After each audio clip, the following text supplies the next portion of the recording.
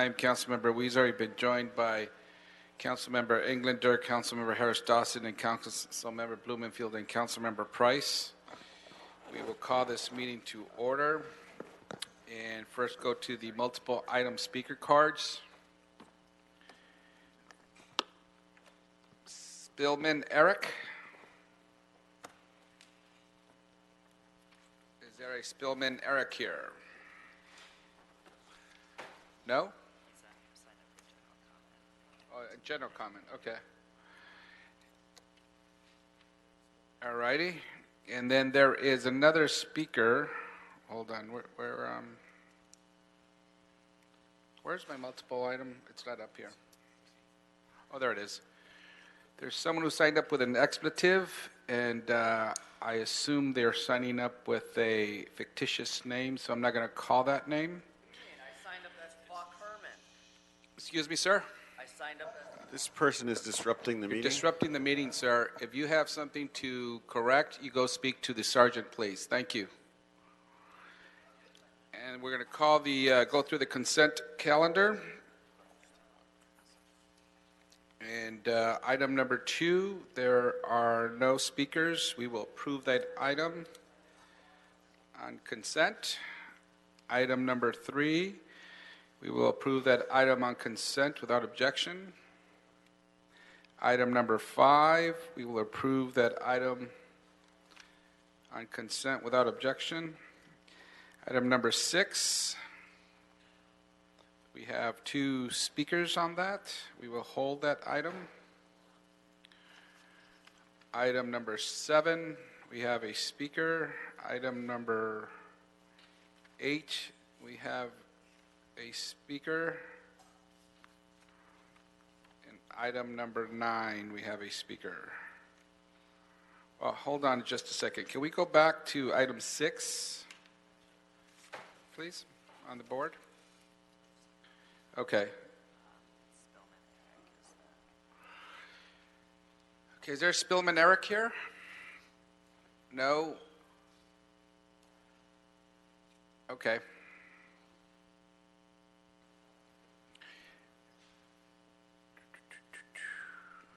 We're going to move item number 6 on consent without objection. Item number 7 on consent without objection. Item number 8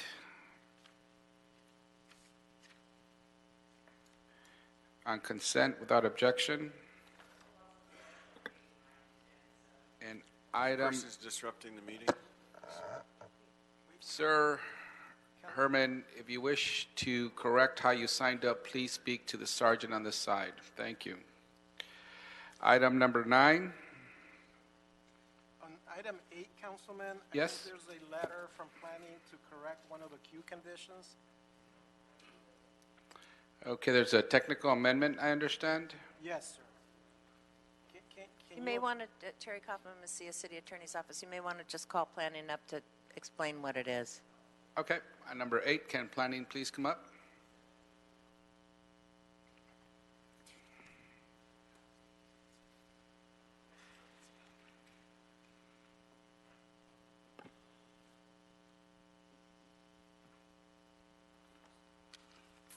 Welcome. Thank you. Good afternoon, council members. Update from last week. Last week, this item was in plum. Council Office 4 had asked for a new landscape plan to be submitted as requested per the Sherman Oaks Neighborhood Council recommendations. Planning later discovered a new landscape plan was submitted by the applicant and was received on March 1st, 2018. This landscape plan was adopted by the South Valley Area Planning Commission at the March 8th, 2018 hearing. The technical correction before you today is regarding queue condition number 6, which has an incorrect landscape plan date, which currently reads 2/27/2017. It needs to be corrected to the date of March 1st, 2018. And that's a technical correction before you today. Great, thank you very much. So we will incorporate that technical correction and amendment into item number 8. Thank you. And approve this item without objection. Item number 9.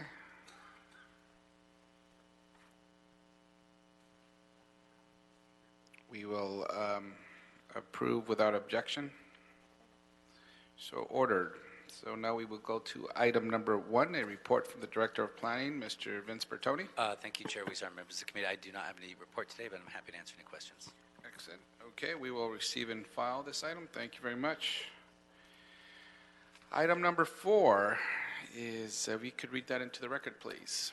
Sure. Item 4, Councilman, this is a communication from the mayor relative to the reappointment of Ms. Veronica Padilla to the LA City Planning Commission. Thank you. Is Ms. Padilla here? Yes? No? Is Ms. Padilla here? Were we scheduled to have Ms. Padilla here today? We were? Okay, we will hold this item. We'll table this item for now. Thank you. And then we will start with item number 10. Sure. Item 10, Councilman, this is a communication from the Planning Commission. It's amendment to 3 community plans and also amendments to the Exposition Corridor Specific Plan and the associated zone changes and the boundary changes. Welcome. Good afternoon, council members. My name is Craig Weber with the Department of City Planning, and I'm joined at the desk today with Dylan Siddig and Laura Krawczyk, members of our Community Planning Division. And I'd be remiss if I did not acknowledge Patricia Diefendorfer, who has been one of the lead staff in the development of the Expo plan that's before you today, who was unable to be with us today, but is with us in spirit. So the item before you is the establishment of a specific plan that would be applicable to properties located generally within a half-mile radius of 5 exposition line stations on the west side of the city between Culver City and east toward the Bundy Station. The proposed specific plan and related actions were heard by the City Planning Commission in November 2017.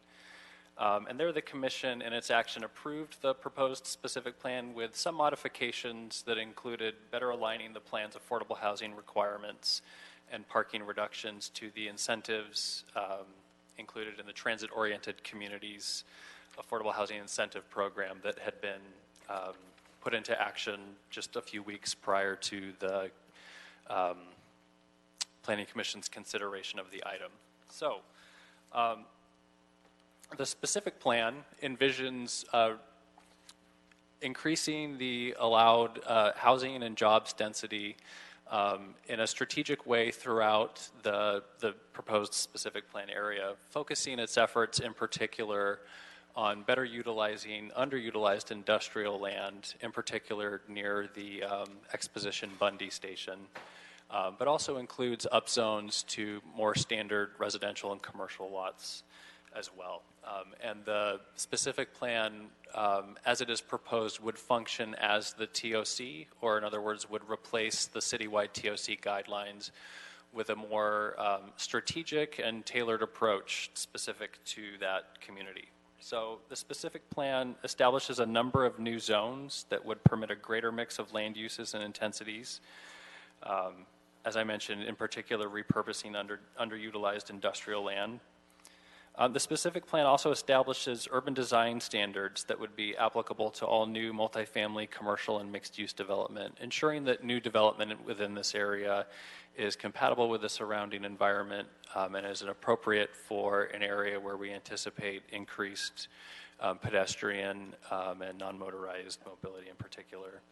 And then lastly, the specific plan employs value capture strategies to ensure that new development take advantage of bonus development rights, that they include affordable housing and a range of other public benefits, including publicly accessible open space, streetscape improvements, and other community amenities. And it does all this through a fairly elaborate and sophisticated base bonus system that is tailored to the variety of new zones that are envisioned through the specific plan. So the Planning Commission, in its action, recommended to the council that the council adopt the specific plan.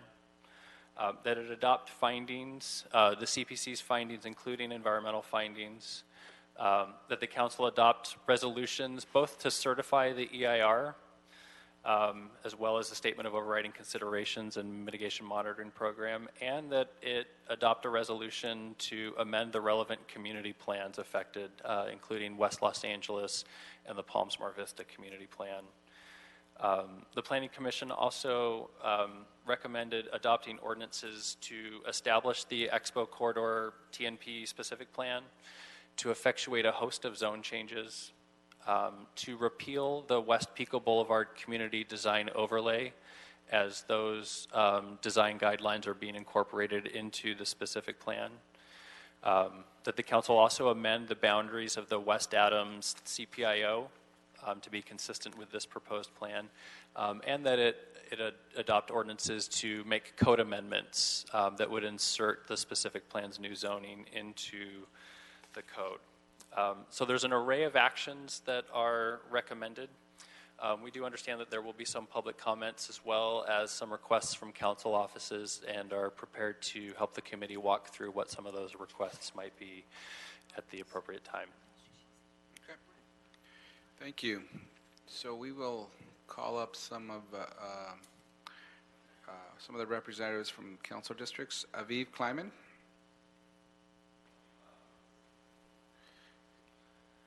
If you wish to speak last, I understand you have some amendments. We may want to introduce those up front. So if you want to just mention what your amendments are, and then you could speak at the end as well. Sure thing.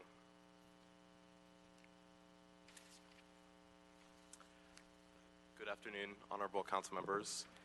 Following input from the surrounding community, Councilmember Koretz would like to request your committee to instruct the planning department to replace the RAS4 zoning in the Pico sub-area with a new zone called the Neighborhood Mixed Use Commercial Residential Zone, abbreviated NMU-EC.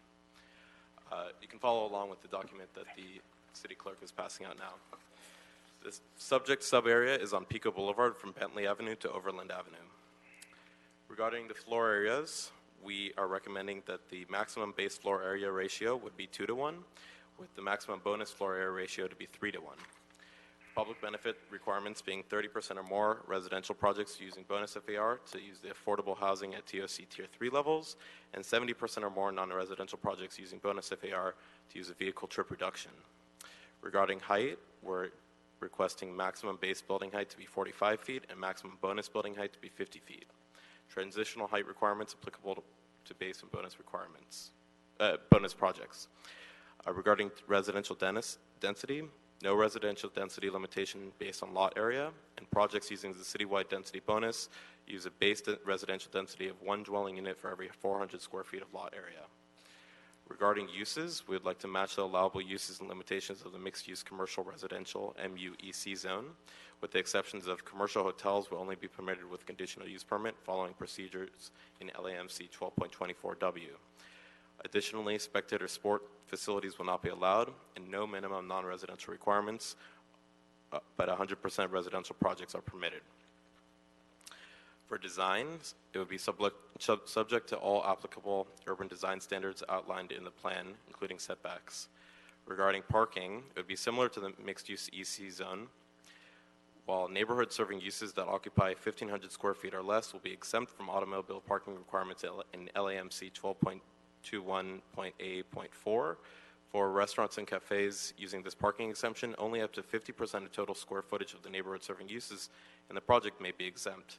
The remaining square footage will be subject to the minimum automobile parking requirements in LAMC 12.21.A.4. Projects that are taking advantage of the Expo Corridor Transit Neighborhood Bonus Plan Bonus FAR are eligible for parking reductions consistent with those found in Citywide Density Bonus Ordinance in LAMC Section 12.22.A.25. And additionally, for the residential sub-area along Exposition Boulevard between Midvale Avenue and Sepulveda Boulevard, the existing R2 and R1.5 zones should remain as their respective zones and should not be upzoned.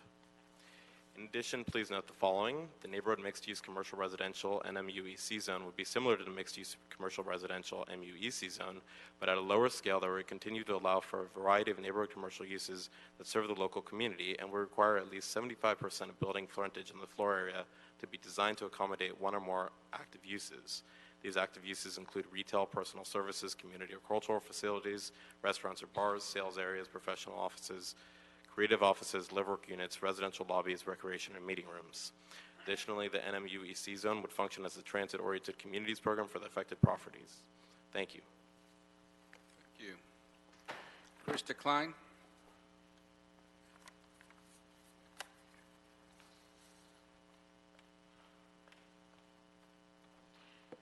Good afternoon, council members. I'm Krista Klein, Planning Director for Councilman Mike Bonan, representing District 11. I want to thank the Planning Department and our community members for their years of hard work in creating this plan. Two of the most pressing challenges on the west side are traffic and access to affordable housing.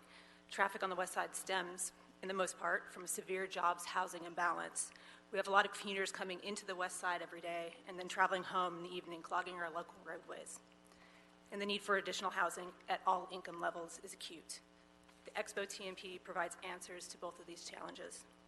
With the creation of new zones and the increase in base FAR, the plan significantly increases the capacity to develop more housing. This is important not just for the potential development of more housing units, but also to help address some of our open space concerns. Like the rest of the city, some of the west side communities lack significant amounts of open space. Right now, the area north of the Bundy Station does not allow for the provision of open space due to the restrictive zoning to manufacturing. Because the proposed new industrial zones will allow some amount of residential use, there will be a commensurate requirement for open space in each new development. Therefore, the Expo plan actually increases the potential for open space in this neighborhood. This is in addition to the Expo Corridor streetscape plan requirements, which include additional greening, including trees and parklets. The significant increase in housing capacity around the Bundy Station also helps bring equilibrium to our jobs housing balance. Under the current community plan for the area, we've reached our maximum housing capacity. However, there remains room to grow thousands of new jobs.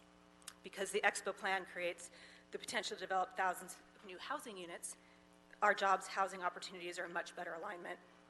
And we expect this to alleviate some of the traffic concerns that we have in the area. We also appreciate the inclusion of bonus FAR affordable housing requirements. This will provide new opportunities for people of varying income levels to live on the west side. Expo plan focuses our anticipated growth by increasing density in exactly the right area, around rail stations. Because this is currently the only rail station in Council District 11, we want to make the most of this opportunity to provide additional housing capacity, including more and deeper affordability. Therefore, Councilmember Bonan is requesting the following revisions. To revise the affordable housing requirements for projects utilizing the bonus FAR in the Bundy Station area to be consistent with the requirements of the citywide transit-oriented communities affordable housing incentive program guidelines for Tier 4.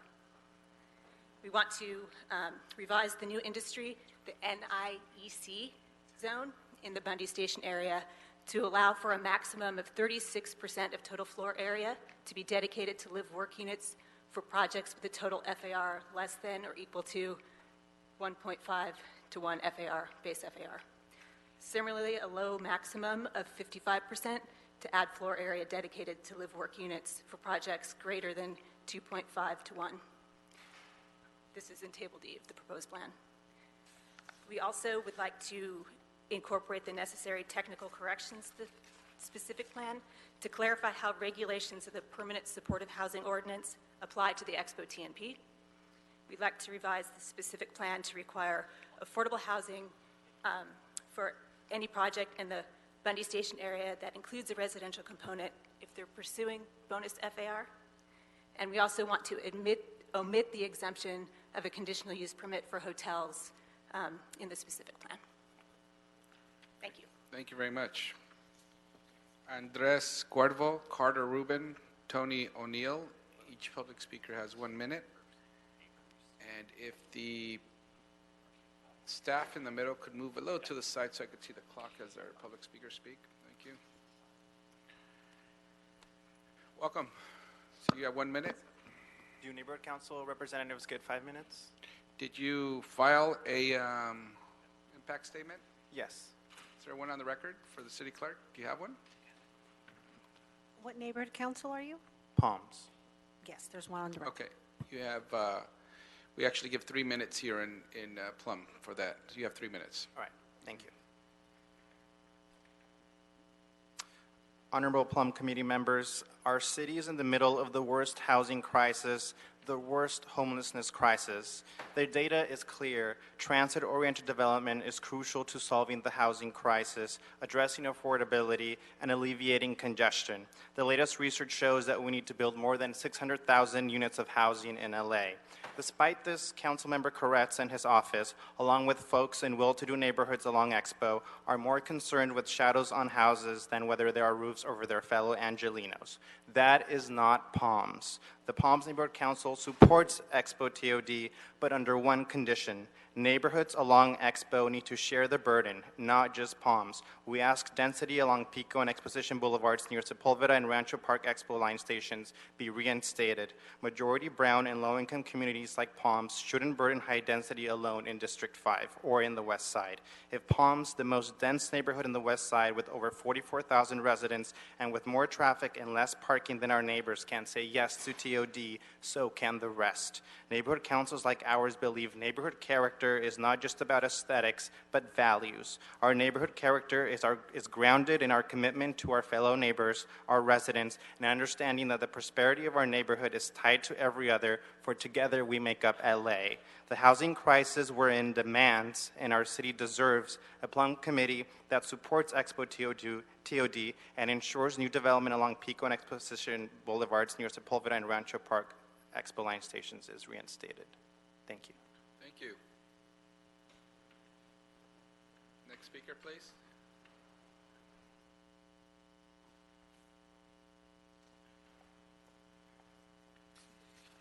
Hi, good evening, council members. Good afternoon. My name is Carter Rubin. I think I'm next on the speaking docket. Is that right? Yes. Thank you. On behalf of the Natural Resources Defense Council, which has over 3 million members and activists, more than 400,000 of whom are Californians, I urge you to support the City Planning Commission's recommendations for the Exposition Corridor Transit Neighborhood Plan without any reductions in housing capacity. The plan, as adopted by the Commission, will contribute to solving the city's housing crisis by allowing for badly needed homes near the Expo line, our $2 billion public investment providing sustainable connectivity to jobs, education, and services. NRDC affirms that building more housing and reducing displacement near public transit is an environmental good. Los Angeles' population is growing. Providing housing for Angelinos in transit-accessible neighborhoods will help Los Angeles achieve its goals for climate change, increasing transit ridership. Failing to allow more housing will exacerbate these problems. Thank you for taking consideration of this today and urge you to adopt this plan. Thank you. Tony O'Neill. Stefano Medina. President, am I speaking in the right place? Or I did this, I signed in outside, but I figured there'd be like a lot of people speaking. Is this the right place for me to speak? Yes. Not like with a committee or anything else. I'm just a person who owns a house. Yes, and you have a minute to speak. I'm allowed to speak. Okay, great. Okay. And there's several people speaking after you as well. Great. So I thought I was, yeah. I'm pro-development, and I oppose the changes to this plan that were made behind closed doors. Senator Weiner said that communities should have a strong voice in their own future, but we're being denied that. We agreed and the city agreed to a plan that well exceeded the city's goals. We need to preserve our community spirit as we move forward and not cater to greedy developers. And I've got a question for the panel. The city is trying to encourage people to ditch cars by producing less parking. Will new apartments be allowed to apply for parking permits in their local area? Because I couldn't find any answer to that anywhere. And I'd also like to end by asking our council members to please listen to your constituents and vote for smarter, more involved planning with your people. Okay, thank you. Thank you. Stefano Medina, Zachary Pizo, Olivia Lee. Welcome. Thank you, Council Member. You're one of the few people who has ever pronounced my name correctly on their first try. I'd like to keep this short. I'm here in support of this plan generally. I think this type of plan is the future of development in Los Angeles. The only recommendations I would have for the plan would be to require affordable housing for any project that has housing. I also think that projects should be able to qualify for additional incentives if they meet the labor standards laid out in Measure JJJ. And perhaps most importantly, I think that hotels that are proposed in this area should have to get a conditional use permit. I think hotels potentially can be a very disruptive use, and I think neighbors should have an extra layer of opportunity to engage around those types of proposals, and I think the process for that should be longer. Overall, I believe that I'm excited to see the West Side starting to do its fair share and build some of the housing that we need. Thank you. Thank you.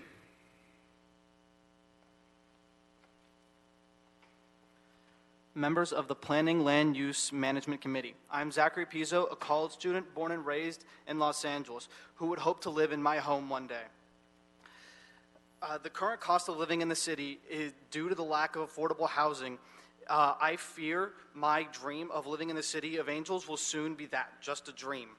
I support housing development myself for my fellow students and for the future of Los Angeles, because if we don't, the current rate of stagnation will slowly push us out. Thank you. Olivia Lee, Peter Oker, Darrell Clark.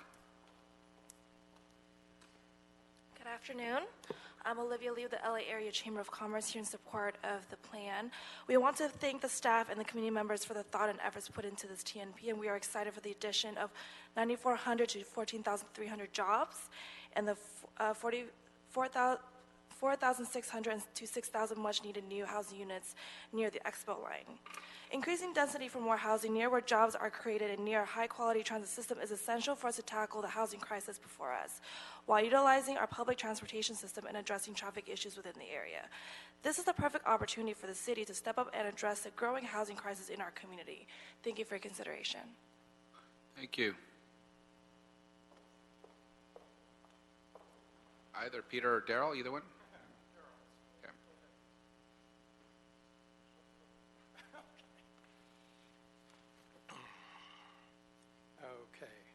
Thank you. I'm Darrell Clark, representing the Sierra Club.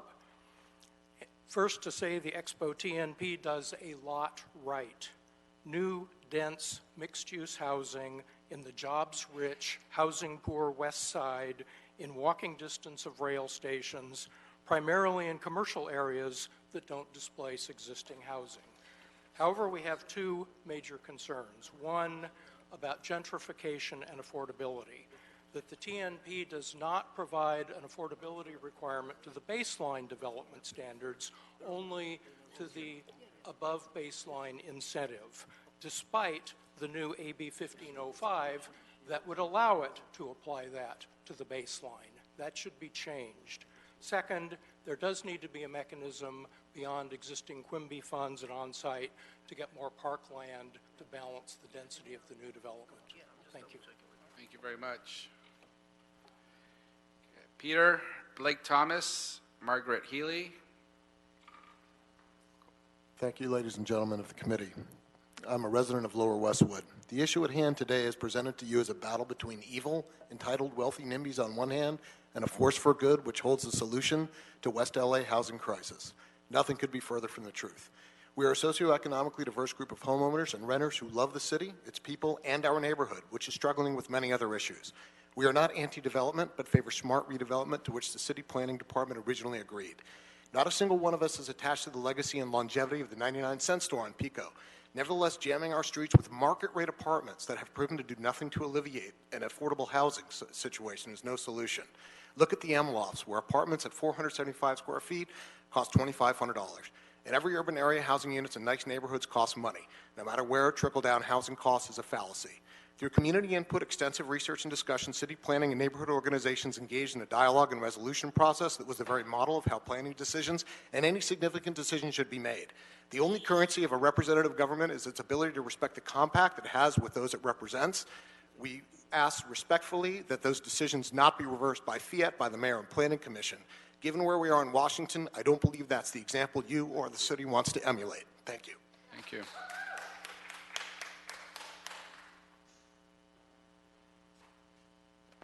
Good afternoon. 5 years, that's how long our community and the planning department, trained planning professionals, worked together to hammer out the transit neighborhood plan.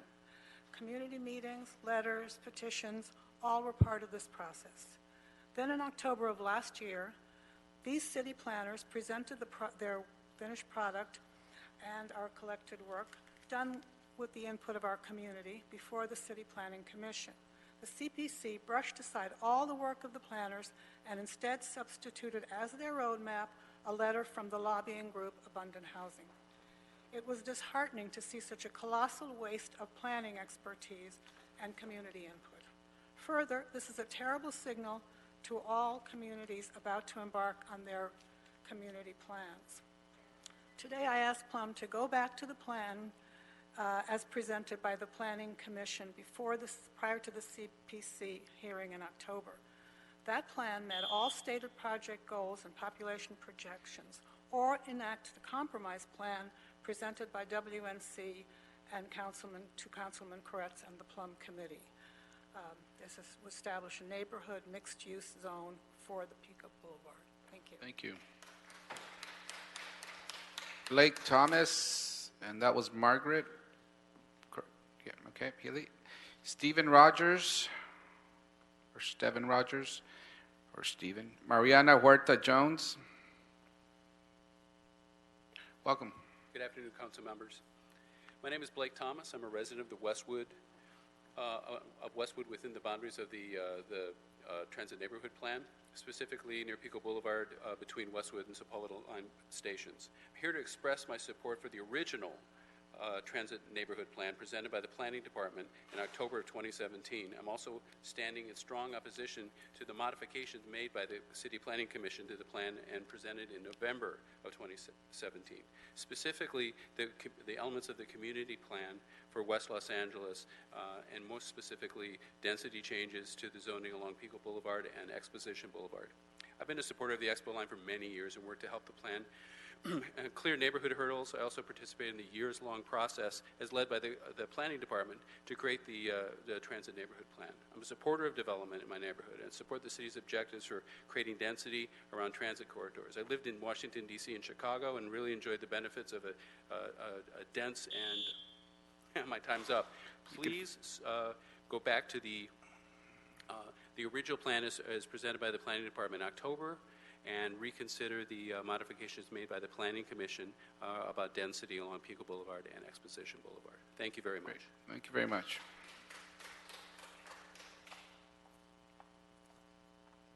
Good afternoon, council members. Oh, you? I'm Steve Rogers, representing the Westwood, south of Santa Monica Boulevard Homeowners Association. We support the Expo TNP in the plan, in the form it was recommended by the Planning Department in October 2017. In fact, we were very much involved in the development of that version of the plan during the 4 years of neighborhood engagement. However, we strongly object to modifications made subsequently by the CPC in November of last year. We feel that these last-minute changes undermine the Planning Department's recommendations and undo years of careful study and democratic process. Perhaps most importantly, we believe that the CPC modifications are not justified because the October version met all the objectives of the plan and actually exceeded the housing and jobs goals by many thousands each. So please restore the Expo TNP to the form recommended by the Planning Department by voting to remove the CPC modifications, including the additional upzoning on Pico Boulevard, which is known as Sub-Area 26. Thank you. Mariana Estiahola Sankara, Lara Raymond, Eli Lippman. Good afternoon, council members. My name is Mariana Huerta Jones, and I'm here representing the Alliance for Community Transit Los Angeles.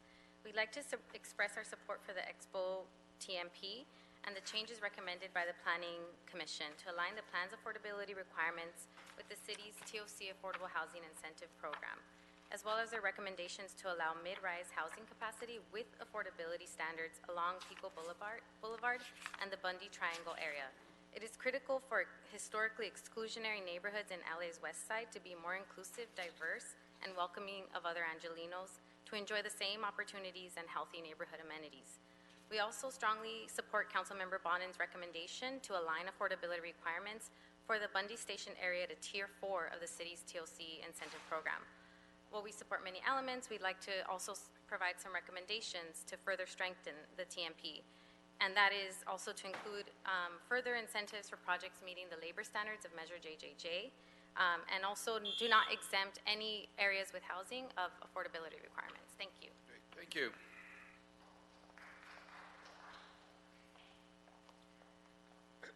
Good afternoon, council members. I'm Laura Raymond with ACT LA.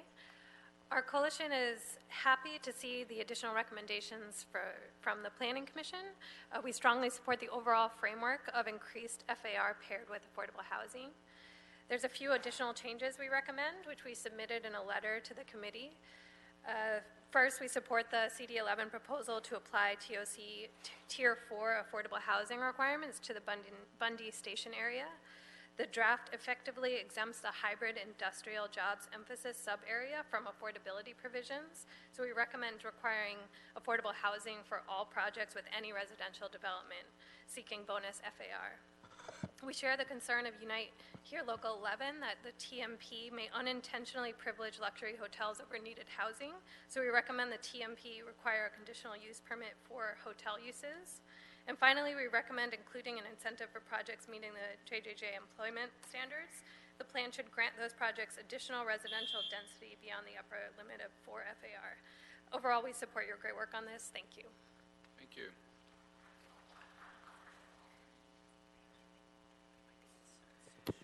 Thank you, council members. I'm a little out of breath because I took Metro Bike. You know, I'm one of the ones who rides it, Councilman Weezar. My name is Eli Littman. I'm Vice President of the Bond Commission, as well as past President of Palms Neighborhood Council, but I'm here speaking as an individual. 5 years ago, I bought a condo. I was lucky enough to buy a condo in Palms. 2-bedroom, 2-bath, beautiful, love it. We now walk to the grocery store. We got rid of our second car. We walk to the park. We walk to our nearby farmer's market, and I love it.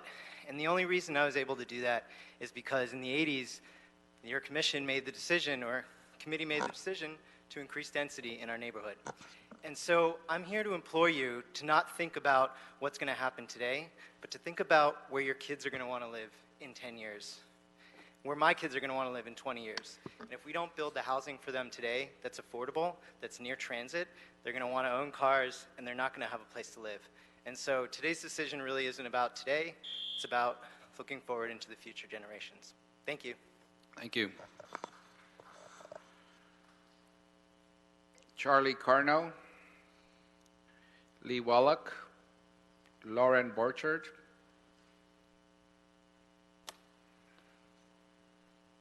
Good afternoon, members of the Plum Committee. My name is Charlie Carno, and I'm here representing Unite Here Local 11, the Hospitality Workers Union. Just recently, the housing crisis, I think we all know what we pay. We all know what it is by the horrible amount of rent we pay, but it hit home personally. A mutual friend needed a place to stay because it was the choice between sleeping in his car or finding a place he could stay for free, and that was with my roommate and I.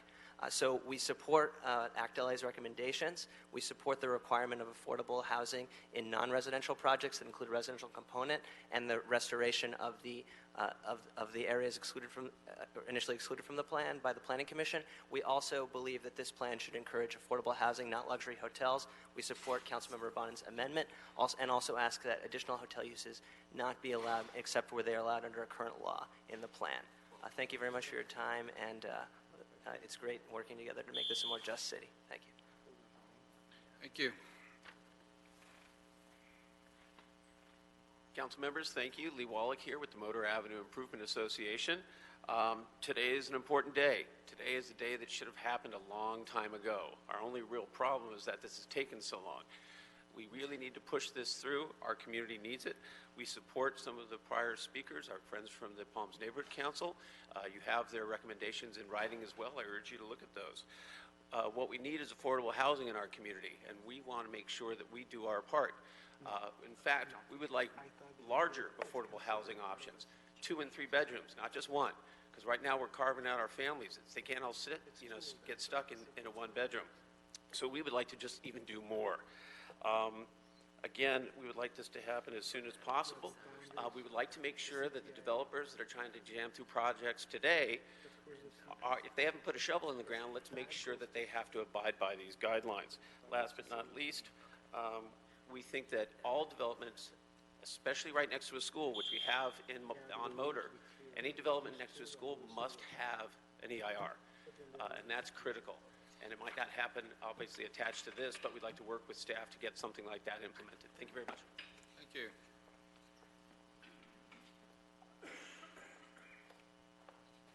Lauren, Barbara Broidy, Nick Burns. Hi, my name is Lauren Borchard, and I'm with Abundant Housing LA. I'm a fifth-generation Southern Californian, and I live in Paul Koretz's district.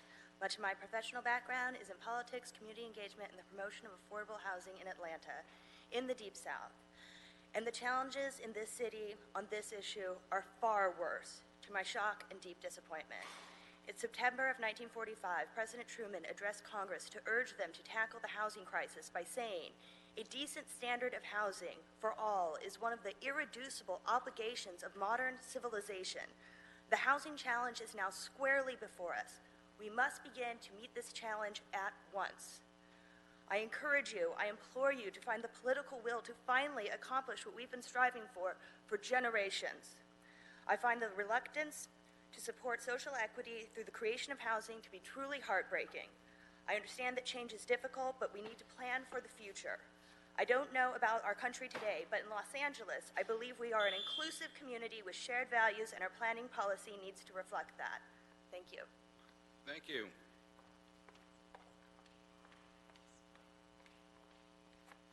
I'm here representing a neighborhood council. Can you restart the clock? Westside Neighborhood Council. Did you have an impact statement? They have a community impact statement on file. Okay, 3 minutes, please. Thank you, Chair Huizar and members of the committee. Our community was very involved and invested in the planning process that resulted in the Expo Community Corridor Plan. We are here to support the draft that was prepared by the Planning Department and submitted to the City Planning Commission in October. We also endorsed the changes introduced by CD5 Speaker Aviv Kleinman to create the neighborhood mixed-use zone along Pico Boulevard. We recognize the need to increase housing and job opportunities, and we embraced that challenge when the Planning Department came to us with their projections for population and job needs in the community. We met and exceeded those goals with the creation of the plan that was presented in October. However, those changes, that plan has been modified, and we oppose those modifications. There are many things that are good in the plan. We support the higher densities for housing and jobs. We believe in the commitment to transitional height requirements, shadow and shade, Sepulveda Streetscape Plan, Pico Streetscape Plan, urban design standards. Our community worked together with the businesses to establish a neighborhood-oriented district back in 1988. We were well before our time in saying we want pedestrian uses. We want a neighborhood that has local neighborhood serving businesses. We walk to our restaurants. We walk to the vacuum cleaner repair man. And we like that, and we think everyone who moves into our neighborhood will like it. So we're concerned a little bit about gentrification and impacts on small business displacement, but we understand the need to balance, and that's the tough job that you face. There was no Measure JJJ or TOCs or even the state law on accessory dwelling units when this plan was begun. The numbers and projections of new housing don't take into account the fact that every single family property is now basically a duplex, which will increase number of housing. In our community, when housing is built, it is market rate luxury housing. That has also an impact on nearby tenants by creating a pressure on existing rents and properties and gentrification. We're worried about those things. We recognize that we are in a bit of a social experiment. These are economic theories and hypotheses, just like SB 1818 was when it was first passed in Sacramento. That measure was meant to save and increase affordable housing, and instead, it ushered in the demolition of thousands of apartment units across this city. So, we do understand the need for housing. We do understand the need to create land for new jobs, and we support the October version and our council members' compromise plan presented today. We believe we are partners with the city, and if community planning is going to work, what the community produces in the community planning process should be respected. Thank you. Thank you. Nick Burns, David Levitis. Thank you, council members. My name is Nick Burns. I'm a member of Abundant Housing LA. Abundant Housing LA is a grassroots, all-volunteer organization based in the county of Los Angeles, and we advocate for more housing. We like more housing because it's what makes Los Angeles affordable for all of us. And for many years in the whole county, the only voices that have had anything to say about housing have been saying no to housing. And we're happy to be among the voices that are saying yes. We apologize for bombarding your offices with about 200 emails in the last 36 hours saying yes to this new plan. But we're excited to be living in a time when we can join with groups like the Palms Neighborhood Council, the South Robertson Neighborhood Council, NRDC, ACT LA, CLU, even council members Bonan and Koretz are all talking about how we get more housing online. And so we hope that we can break from the past and we break from the history of appeasing the kind of picayune concerns of local folks who don't want any growth. We feel that appeasement isn't the right strategy. It's what got us into this mess in the first place. And we hope that the council embraces a new, more constructive strategy going forward. Thank you. Thank you. Hi, my name is David Levitis. I live in the neighborhood with about a 3/4 mile from the Bundy Expo stop. I was on the neighborhood council there for a couple of years, and I'm the currently executive director of LA Forward. We organize folks across the city, but especially on the west side, especially a younger generation of folks who are interested in social justice for all, but who are also facing a housing crisis of their own.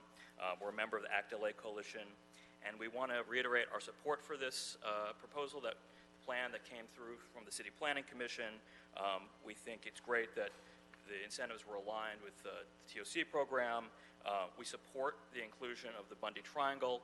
If there's any place where we should be introducing more density in the city, it's in an area that hasn't fully shouldered its burden of the housing around the city and with relatively little risk of displacement. I live right there. I know how walkable it is to both Pico and to the Expo Line station.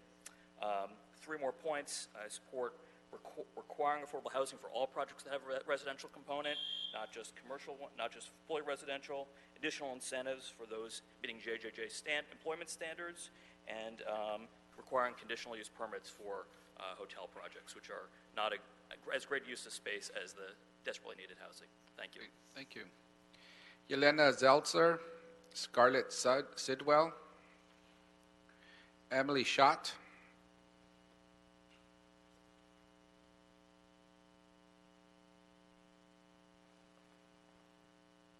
Good afternoon. My name is Yelena Zeltzer, and I'm a member of Unite Here Local 11, the Hospitality Workers Union.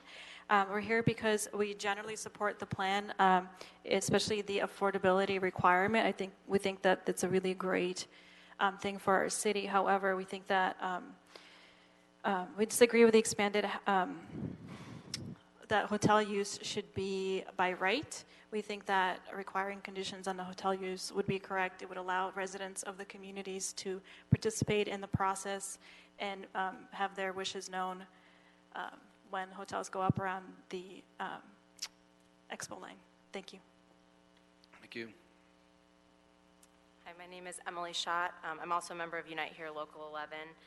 We're generally supportive of the plan, but think that hotels should only be allowed where they're currently allowed and should require CUPs for huge development projects like these that disrupt community dynamics. The community should be involved in the decision-making process. Rather than huge hotel developments, we need affordable housing. Thank you. Hello, my name is Scarlett Sidwell. I'm also with Unite Here Local 11. We support the plan as passed by the City Planning Commission with the affordable housing requirements, but we don't agree with this policy change. We believe that a CUP should be necessary for this because the community should have a say. So we support the affordable housing requirements, but not this particular policy change. Thanks. Thank you. Antonio Mendoza. Tony Mendoza.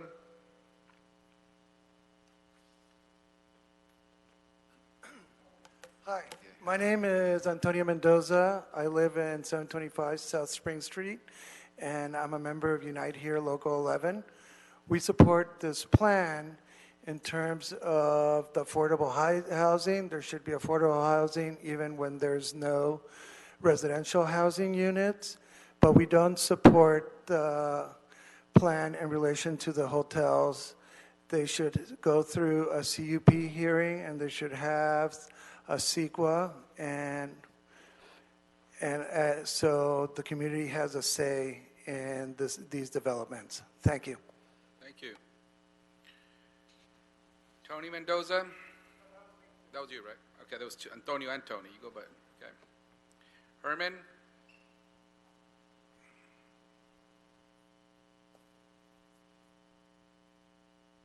Dear Uncle Tom's and CD5, Peppa Pig, Herman Jason Wesson, a.k.a. Herbie, White Negro, and item 11, Bonan.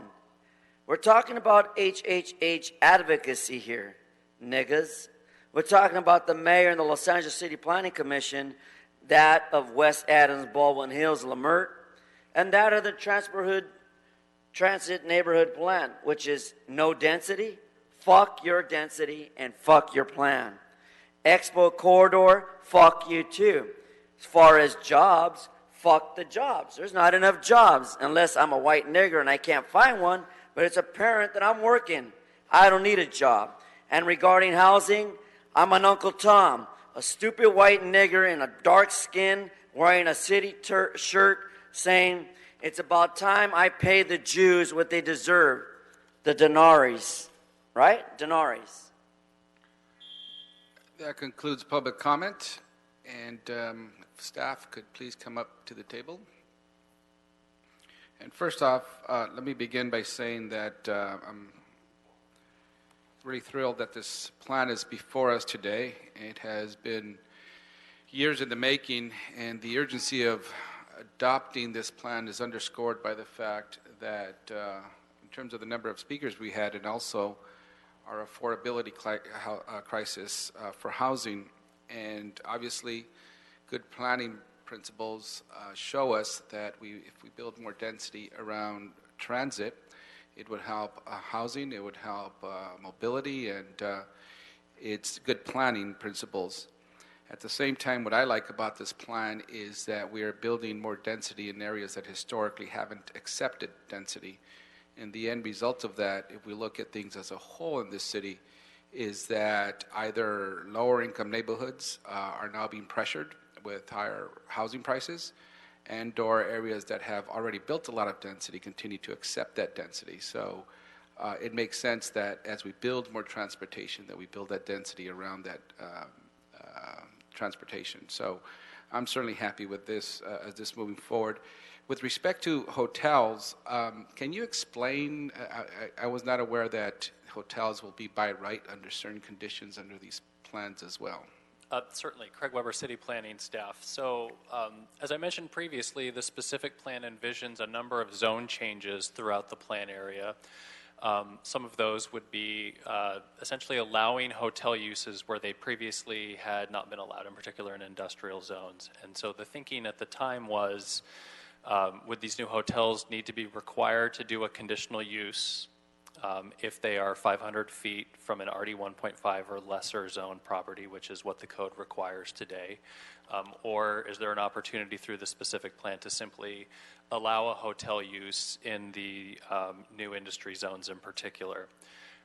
This wasn't really an essential goal of the specific plan. Obviously, what we're accomplishing in terms of accommodating jobs and housing really is the focal point. So I think we've heard the request from the labor unions, and in addition from the council office, which would, to put a fine point on things, remove the exemption that is proposed in the specific plan for a conditional use when and where it's required for a hotel use. So essentially we would be having a status quo if the committee chooses to act on the requested change. So if a hotel use is within 500 feet of an RD 1.5 or more restrictive residential zone, then a conditional use would be required, which is what the rules are today.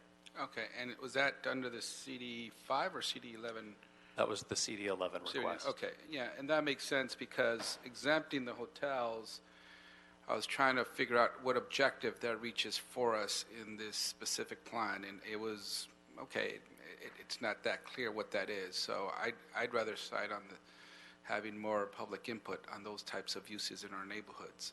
So that makes sense. Okay. And with respect to the, well, let me open it up for questions or comments from anyone else. Mr. Blumenfield? Okay, thank you. The new zone changes around transit stations, how do they interact with the community guidelines adopted and measured Triple J? Okay, so when Triple J was effectuated, or when it was adopted, it required the Department of City Planning to create transit-oriented communities guidelines that essentially set out a base and bonus system for development, that if projects require a requisite amount of affordable housing, then they can avail of a tiered bonus structure to essentially allow for a larger building, more residential dwelling units, and some other incentives, including reductions in parking. And the TOC standards were envisioned to be citywide, but the ballot initiative also allowed that the city could, through its community planning program and through specific plan efforts such as this, that it could tailor the guidelines for the specific neighborhood context. So rather than using the more broad brush citywide approach that really couldn't look at and analyze each and every transit station within the city, it deferred that tailor making for planning efforts such as this. So the plan that was brought forward to City Planning Commission and to Plum envisioned that the specific plan would function as the TOC, and that projects would have to meet what we call TOC Tier 3 affordability requirements, where the percentages of extremely low or very low or low income housing are specified. What's been requested today is that it be elevated to Tier 4, so a slightly higher standard. Most of those increments go up by 1% across each of the income categories. There's an opportunity for the committee to take an action to elevate here to Tier 4. So I guess, but as far as the JJ, you're saying all of that is subsumed or trumps JJJ, although forgive that word. Correct. So there were really two major things happening with JJJ. One was that the city, if it were entertaining a development application for a plan amendment or zone change, that development application would need to come with a requisite amount of affordable housing and with the labor requirements for the construction. And that was for development applications. What JJJ then said for future planning efforts were, one, that we couldn't diminish our housing and jobs capacity, and here we're not, we're increasing, and that the city would have to create this TOC program and then do any more specific tailor making through community plans and specific plans.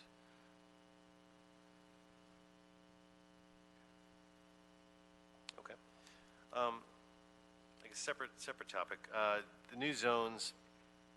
I'm interested in hearing more about the allowed uses in the new zones and whether they're more restrictive or permissive. And I guess in some cases they're both.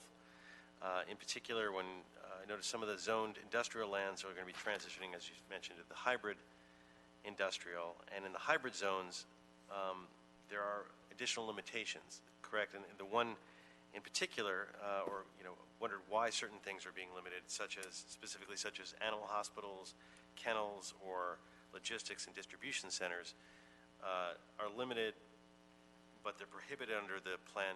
They were limited prior, but they're prohibited under the new zone. Is that correct, and why? I believe so. The area subject to your question, these are parcels that are today a mix of industrial zoning. So your more traditional M1 and M2 zones, where many commercial uses are allowed and a broad range of industrial uses are allowed. Things like pallet storage, things like animal shelters, veterinary clinics, kennels, distribution, warehousing, that sort of thing. Fundamentally, one of the things that the specific plan is trying to accomplish is to repurpose many of these underutilized parcels for dense urban development with a mix of housing and jobs uses. So some effort has been made to filter out some of those industrial or quasi-industrial uses that may be incompatible with future residential neighbors. So distribution, for example, animal kennels. There are often noise impacts, in particular into the late hours, that make those somewhat incompatible with residential neighborhoods. So we've attempted to filter out some of those uses in the industrial area. Despite that, there is still a fairly broad range of both jobs and housing uses that would be allowed in the new industry zones. Are there other things that are being limited that we should know about?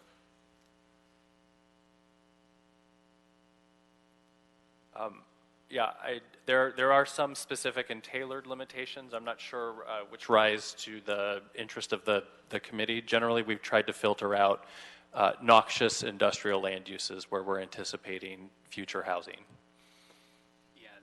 Dylan Satig for the record.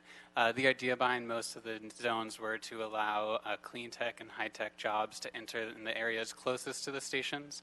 Within the plan area, there does remain large areas that have the traditional industrial and manufacturing zones where some of these uses can locate in the future. So they're not entirely excluded from the plan area, but the idea is to focus most of the intensity and job density closest to the stations. Okay. Great, thank you. Great, thank you. Any other questions or comments? Thank you. So CD11 and CD5 have submitted some amendments. CD5 amendments essentially take us back to the original planning department proposals with some additional amendments, correct? Perhaps I could elaborate on that. Sure, can you please? And I think it's fair to acknowledge, just in what we heard in the comments, was a lot of support for the community plan that was brought to the CPC. And in particular, just want to acknowledge many of our West Side stakeholders who have embraced the challenge of finding out how do we accommodate additional capacity here on the West Side. In particular, there have been two areas of focus. One of those has been Pico Boulevard, essentially east of Bundy, if I'm not mistaken. There have been multiple proposals for that particular corridor. So the City Planning Commission took action to zone those properties to a RAS 4 zone, which would allow for fairly large-scale residential mixed-use construction.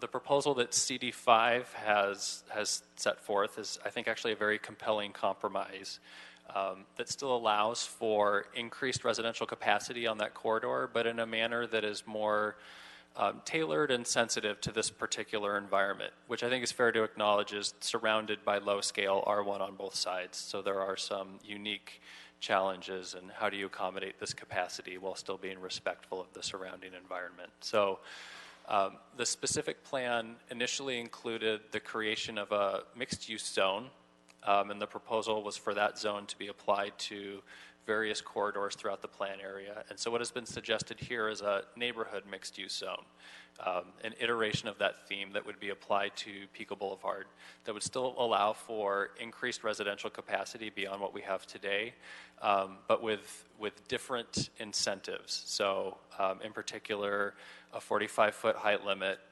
that can be bonused up to 50 feet for projects that are TOC compliant, so to speak. So what has been done is actually a pretty interesting compromise that I think the committee would want to consider. The other request that was set forth by CD5 is with respect to less than 100 standard-sized parcels that front Exposition Boulevard between Sepulveda and Midvale. So these are relatively small parcels that today are a mix of R2 and RD 1.5 zones, so low-scale multifamily residential. The City Planning Commission recommended that those be changed to an R3 zone, which allows for increased residential capacity, and the request here is to bring those back to the zoning status quo, the mix of R2 and RD 1.5 zoning that exists. In our analysis, this area represents roughly 1%, perhaps 2% of the overall land area involved in the specific plan. It's not a major diminishment of residential capacity in the area and seems like a reasonable compromise to move forward with. Okay, and the CD11 amendments or proposed amendments? Yes, so there were a few changes. Briefly go over those? Yes, so let's walk through some of those. Yeah. And there may be an opportunity to clarify one or two of those items here on the floor. So first was a request that the affordable housing requirements for projects utilizing bonus FAR be changed from TOC Tier 3 to TOC Tier 4. So that's essentially elevating the amount of affordable units that would be required. So we would see more affordable housing, and we would concur with that recommendation. One of the other requests was to incorporate necessary technical corrections to the specific plan to clarify how permanent supportive housing would be allowed throughout the mix of zones that are envisioned by the specific plan. So I just want to acknowledge the permanent supportive housing ordinance was effectuated a number of weeks ago. So this is really just helping those two ordinances speak to one another, fundamentally to allow permanent supportive housing throughout the plan area, which is again a change that we would concur with. We already discussed the request addressing hotels and the conditional use requirement.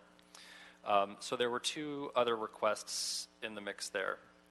One was to revise the specific plan so that all projects that have a residential component that are seeking bonus FAR would have to require affordable housing.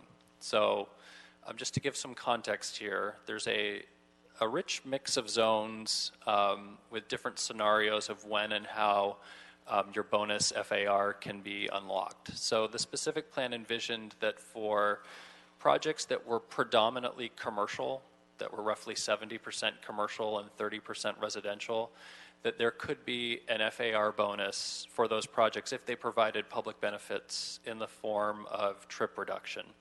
So this request would be to also add the TOC Tier 4 affordability requirements therein. Am I understanding that correctly?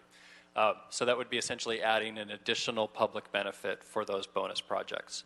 Those projects will be few and far between. That particular mix of a predominantly commercial project with a lesser residential component isn't something that we see a lot of. Nevertheless, the change seems sensible and something that the committee may want to entertain. And then the last change was with respect to the new industry zone as it's proposed around the Bundy station. And this also pertains to the base bonus system, and there's some complexity there. So I want to hand it off to Dylan to kind of read up what our understanding of that request was. Yeah, Dylan Satig, staff's understanding of that request is to revise the new industry zone to allow a maximum of 35% of total floor area be dedicated to live-work units for projects with a total FAR of less than or equal to 2.5 to 1. So that's for projects in the base level of FAR. And then similarly for projects in the bonus level of FAR, or projects with greater than 2.5 to 1 FAR, allow a maximum of 55% of total floor area be dedicated to live-work units. So that would be reflected in Table D in Section 2 of the proposed plan. Okay. Great, thank you. Thank you. So any other further questions? No? Okay, I'd like to make a motion. I move to approve the item and include amendments submitted by CD5 and CD11, as well as adopt a resolution that certifies the EIR, adopt a resolution that amends the West LA Palm Smart Vista community plans, request the city attorney prepare and present the ordinance to establish the Exposition Corridor Transit Neighborhood Specific Plan, request the city attorney amend boundaries of West Adams CPIO, adopt the proposed zone changes, repeal the West Pico Boulevard CDO, amend the code to add the Expo Corridor EC zones, adopt findings of CPC, including environmental findings. Councilmember, Yes. you need to, Terry Kaufman, Messiah City Attorney's Office, you need to add the mitigation monitoring program and the statement of overriding consideration. Okay, we'll incorporate those into the motion. Any discussion on the motion? Seeing none, we will move that Without objection, so ordered. Thank you. Thank you very much, and thank you for your work to the planning department. Takes some time to get these things done. Thank you.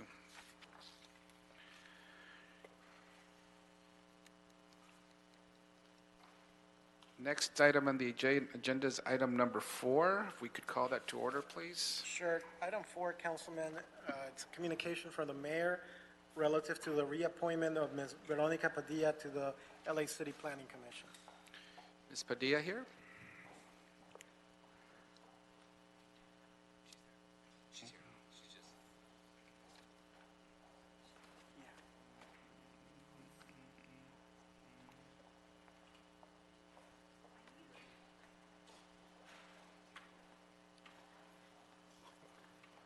Well, welcome, Ms. Padilla. This is a reappointment. I want to thank you for your commitment to this commission, and just wanted to ask if there's anything you'd like to share with the committee as we discuss the reappointment. First of all, thank you. I apologize for being late. So thank you for reappointing me. I'm really honored to be serving as the Planning Commission. I'm especially happy that I was able to meet and serve with Mr. John Mack. Rest in peace.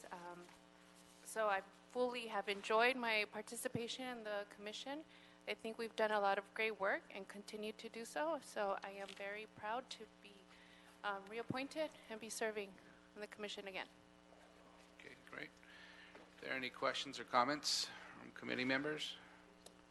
No. Well, thank you very much for your service again. We know it takes a lot of time to commit to this, and I think you would agree when I say that the decisions these commissions make have a huge impact on the quality of life of individuals and opportunities. So we want to thank you and commend you for your willingness to serve on this. And so with that, I ask that we move forward and approve the reappointment of Ms. Padilla without objection. Thank you. So ordered. Thank you very much. Next item is general public comment. Okay, we will call general public comment to order. I will call individuals, and each person has 1 minute to speak. Brenda Villanueva, Gilbert Mora, Mirela Romero.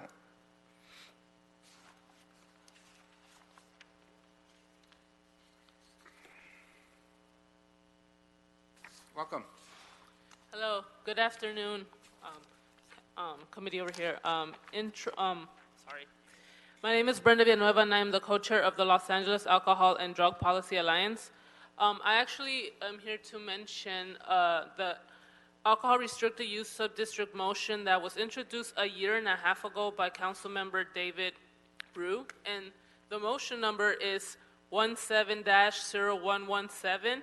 So I'm here to ask that you guys consider agendizing the motion. It's been a while, and I think that this would be a tool that the council would definitely benefit, and it will also help mitigate the impacts of the overconcentration that there is of alcohol in certain communities, and it would be a tool for you guys to use. So I would ask that you guys agendize this motion. Thank you. Thank you.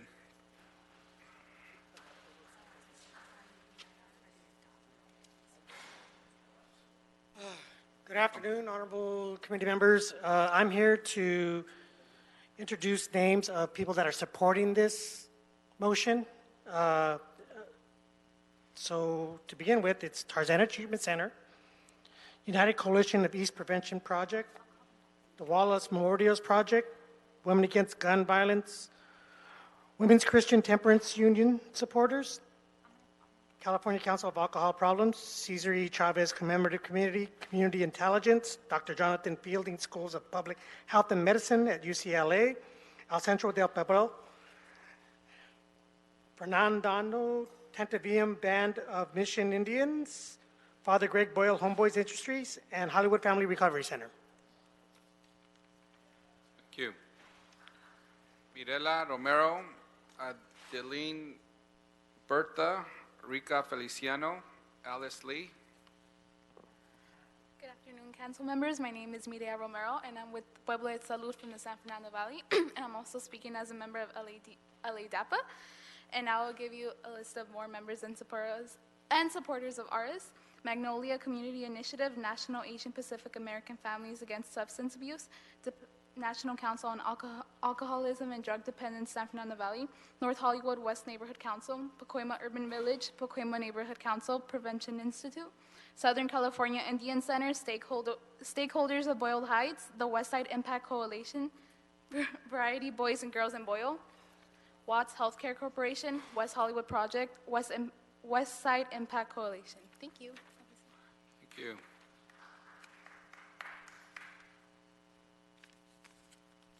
Welcome. Hi. Good afternoon, everyone. I'm with Social Model Recovery Systems. My name is Adeline Bertha. I'm a member and supporter of ARIS. Other supporters include Alcohol Justice, Asian American Drug Abuse Program Incorporation, Brayville Health Service Incorporation, Boyle Heights Stakeholders Association, Children's Hospital Los Angeles, Coalition to Ban Billboard Blight, COPAM, Institute for Public Strategies, Koreatown Youth and Community Center, Mothers of East LA, P3 Partnership for Positive Pomona, Paso por Paso Incorporation, Pueblo y Salud Incorporation, San Fernando Valley Partnerships, Saving Lives Coalition, SPA 2 Communities in Action. Thank you. Thank you.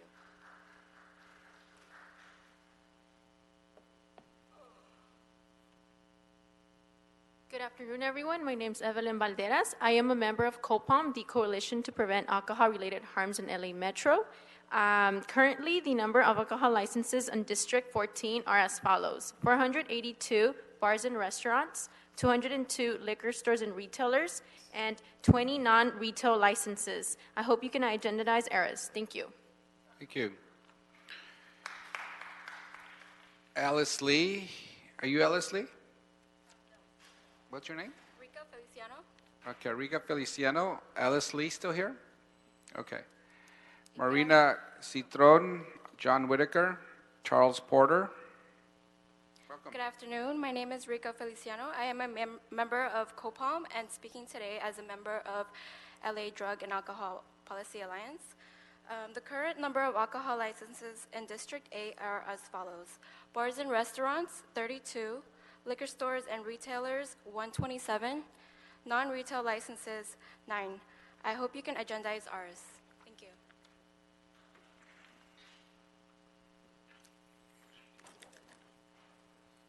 Hello, good afternoon. My name is Alice Lee, and I'm here today as a member of COPAM as well as LA DAPA. I wanted to share more of the current numbers of alcohol licenses in District 12. Currently, we have 183 bars and restaurants, 154 liquor stores and retailers, and 11 non-retail licenses, and we share these numbers today to ask you to agendize the RS ordinance. Thank you.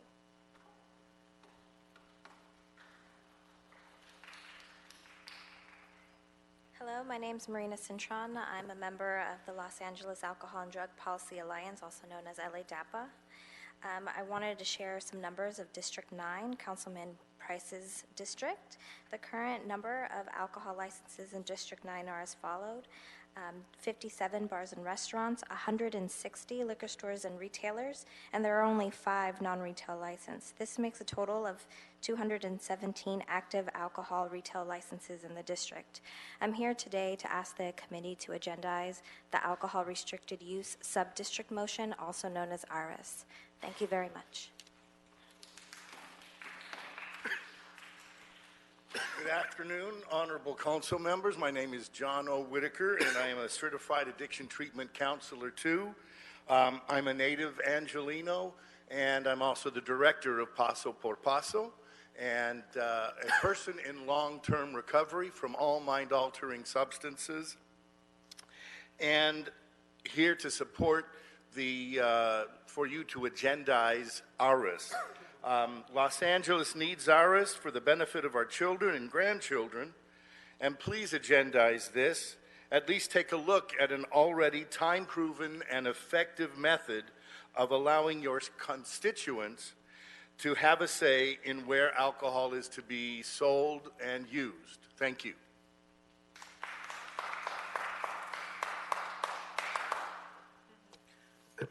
Good afternoon, committee members. Charles Porter with Social Model, United Coalition East in the Skid Row area, It's a drug prevention program, and I'm here also asking that you assist us in pushing the IRIS forward as I'm also in CD14, so we have a program in Skid Row, but we also have a program, CSERP, that's in Bull Heights, doing drug prevention, and this would be a great tool to assist us in promoting health and wellness and supporting local advocacy around promoting the diversity of uses in our communities when it comes to development. So we're asking that you help us move this forward. I also put in a comment card for other agenda items. Can I speak on that now, or will you call my name again? Which items are those? 6 and 7. Oh, we didn't catch that. They didn't come out here on the screen. We apologize. So if I could just speak briefly. Sure, you to can 6 speak and on those. 7, We 'cause- voted on those already, but if you want to take your I'll give you some extra time in public comment to speak on those if you wish. Go ahead. Okay. So just briefly, also in the Skid Row area, folks have been looking at the downtown community plan, and that's another concern. So these two uses are actually in Skid Row. They're on Alameda. They're in the same census tract as our office, 2063. And we're just concerned that we really don't have robust community discussion when it comes to land use, and we want to make sure there's been local discussions around the community plan and putting restrictions in our community plan so that we look at, as I mentioned earlier, diversity of uses that promote health and wellness beyond just the approvals that come from D-Link, Downtown Neighborhood Council, because Skid Row is a very organized community, and everyone is really concerned about redevelopment, but we want to look at what uses really support the existing community and the changes that are occurring. And so items 6 and 7 speak to this redevelopment that's taking place, and we have some concerns because these are alcohol uses in Skid Row, which is known as a recovery community. Thank you. And I know the downtown community plan, the EIR, will be released soon, and the public will have some input, an opportunity to provide input on that. Okay. Right. Thank you. Lee Pearl Govan, Evelyn Valderas already spoke. Vince Lewis, or Luce. Thank you, Councilman, for your time. My name is Lee Pearl Govan, Jr. I am a person in long-term recovery from drug and alcohol, and IRIS is needed for LA. If introduced earlier, I may not have had 40 years of drug and alcohol use. So thank you. Thank you. Hi, my name is Vince Leus, and I'm with the Coalition to Prevent Alcohol-Related Harms in LA Metro, representing communities in the SPA 4, Service Planning Area 4. We strongly urge you, Councilmember Huizar, to schedule motion 17-0117 to the Plum agenda. We need tools that allow for a reasonable negotiation between residents and alcohol outlet density. As a councilman with 887 alcohol outlets in your district, and as the city may potentially extend alcohol services to 4 a.m., it must be your priority to hear this motion and give communities the chance to have a productive discourse around how we can address alcohol outlet density's impact on our quality of life. Please agendize motion 17-0117 to this committee's agenda. Thank you. Thank you. Melanie Toe, Stephanie Ocolo, Veronica De Lara.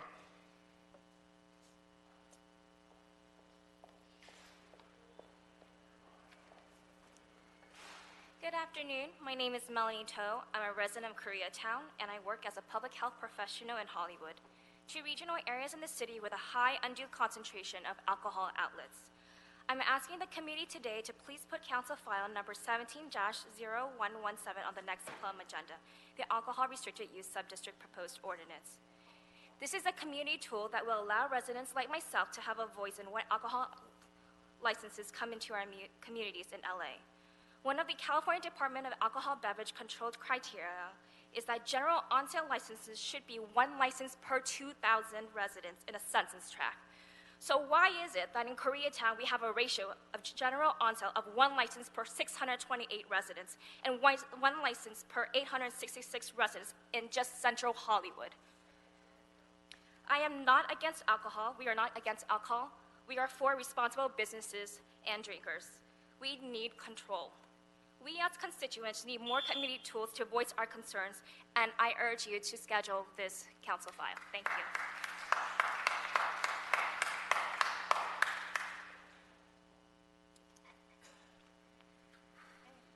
Good afternoon. My name is Stephanie Okolo, and I work in the Central Hollywood District, and I'm a member of the Los Angeles Drug and Alcohol Policy Alliance. Currently, the Central Hollywood area is inundated with alcohol retailers and is over 100% concentrated with on-sale licenses. There are 17 liquor stores per 1.2 square miles in Hollywood.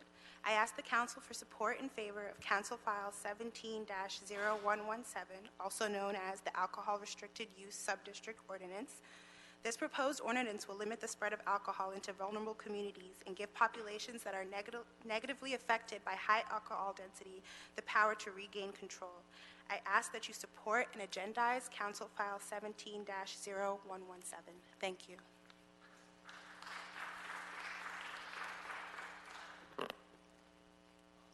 Good afternoon, council members. My name is Veronica de Lara, and I am a member of LA DAPA, and I'm also a constituent of the San Fernando Valley.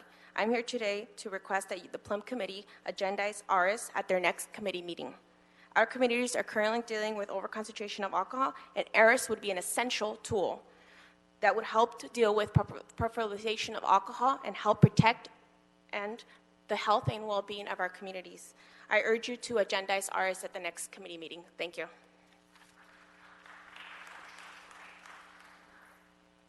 Daisy Gutierrez, Alejandra Huerta.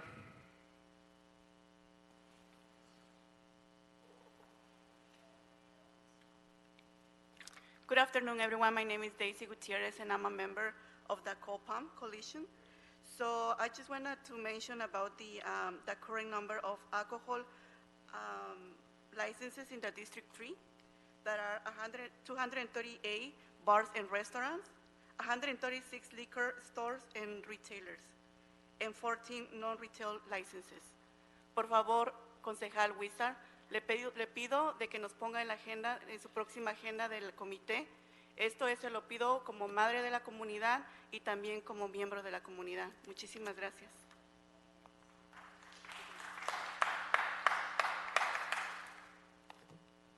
Good afternoon. My name is Alejandra Huerta. I'm a health educator at Children's Hospital Los Angeles. I came here just because I work directly with teens, with parents who constantly bring up this issue of alcohol.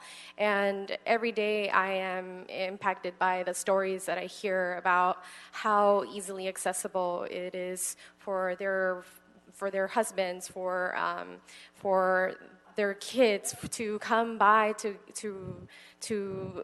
get alcohol right around the corner. And so I think that this is an issue that has been ongoing for generations. It's within my DNA, it's within the DNA of the families that I work with. And so I think that it is time to agendize the ARIS, and it is important that we listen to what is going on in our communities. And so that's why I'm here today, to help protect our communities in Hollywood, Northeast LA, everywhere. Thank you. Thank you. Herman?